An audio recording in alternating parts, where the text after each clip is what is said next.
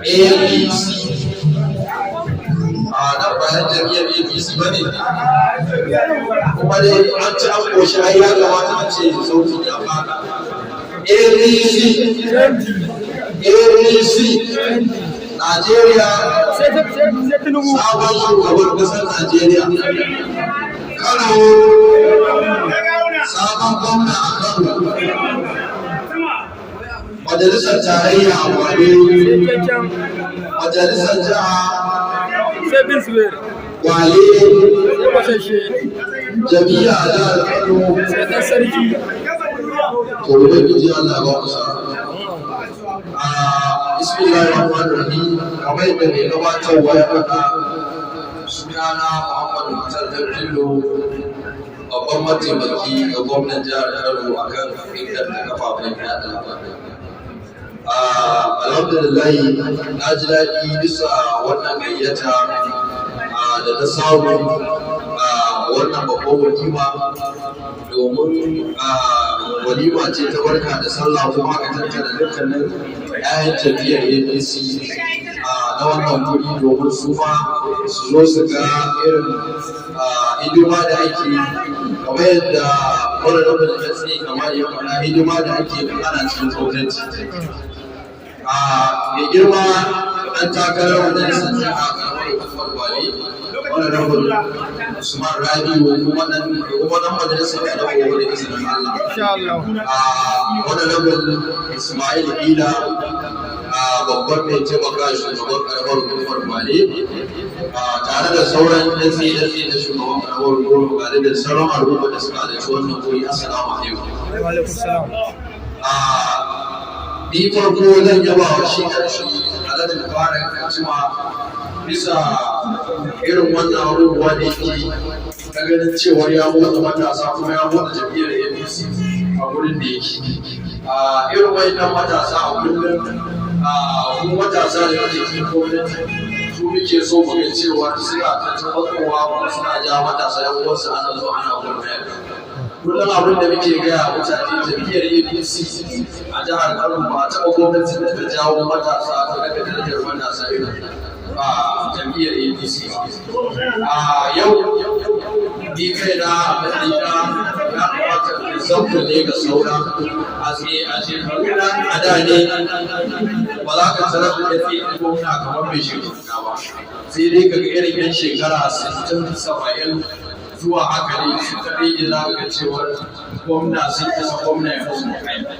Amma wannan shi ne na farko jam'iyyar APC tun daga sama shugaba Muhammadu Buhari za ga matasa ya gina da matasa mukamai kuma ya ba su dama su cikin gwamnati su ke taimaka masa. Sannan shi ma a nan jihar Kano mai girma gwamnan jihar Kano da Sadu Zai Umar Ganduje ya ba matasa iri-iri na ne wanda ma ba su kai ba a girma mukamai musamman a harkar social media ko a shirya. Kuma dukansu SA ne na mai girma gwamna kuma akwai wasu da kuma ba mu amfani da su amma suna da wasu abubuwa wanda sun kuma masu bukatar samun damar gwamnati. To wannan kadai ya isa cewa mu matasa mu jajirce cewa ya kamata gwamnati ya biye ce za mu yi cewa mu ƙara tabbatar da nasara su yi gwamna ya yi nasara a jihar. Sabida shi ma ya zo ɗora zai yi akan jawo matasa da ake yi a cikin gwamnati.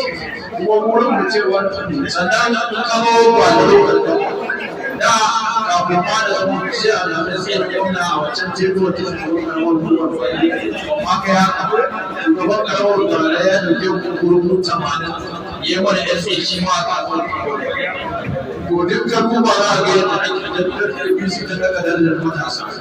ya kamata a ce kuma matasa mun zo mun ga cewar mun yi iyayen mu ganin cewar wannan jam'iyyar ta mu APC ta yi nasara kuma ita wannan harkar ta siyasa ba ɗayan ta kuri ce in kana hakuri kana yi a hankali za a ga Allah ya kai ka matakin da ake ganin cewa wani yana kana kan wani shi ne a wurin girma a hankali Allah zai yi duka da aka fara amfani da tambayi manyan ba za ka gaya mana wahalar da suka sha kafin a koyar da su amma kuma bisa hakuri da ake yau da gobe har Allah ya kawo su mu ma na ce muka fara abin da muna gani kamar sama ta mana nisa to a hankali ga shi muna da farko sama haka ina ƙara ba matasa ya goma cewa wannan gwamnatin ta jam'iyyar APC gwamnatin matasa ce. Gwamnatin matasa ce wayannan misalai kawai da na kaya isa mutane su gane cewa gwamnatin APC ta daga yadda matasa a jihar ta ba matasa dama a jihar ya kamata mun ma mu zo mu yaje cewa wannan jam'iyyar ta mutu ne nasara domin duk abin da ake yi da kai ya fi wanda ba a yi kuma abin da kake ci ake yi da kai kar kai zaton wani in ya ci shi zai ci gaba da yi da kai wani birnin ko ya ka ci gaba da mutum da kai wayannan mutanen kuma da muke gwamnati kamar yadda aka faɗa ita gwamnati kowace irin gwamnati da ke gare ta ko gwamnati na wasu ka je ka shiga ka fito ba mai jarar ka ya isa ka kada cewa gwamnati kuma wayannan mutanen da muke sake muke kamar yadda gwamnati in suka zama ko bakin gwamnati na wasu ba za ka kuma ka ce za ku koma cikin su ba za su yadda da kai ba saboda sun san cewa an gurin ka abin da kai ba kuma kai da kake gida kai da gidan ka karkabar wani ya zo ya kwace maka ka yi kokarin cewa ka gyara gidanka ka mai kulasta